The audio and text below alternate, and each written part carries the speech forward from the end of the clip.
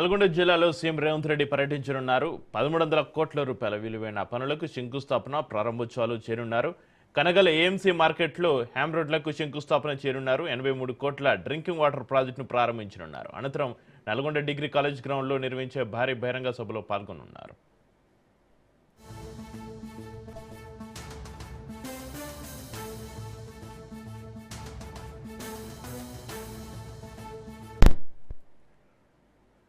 నేడు నల్గొండ జిల్లాలో సీఎం రేవంత్ రెడ్డి పర్యటించనున్నారు. 1300 కోట్ల రూపాయల విలువైన పనులకు శంకుస్థాపన ప్రారంభోత్సవాలు చేరున్నారు.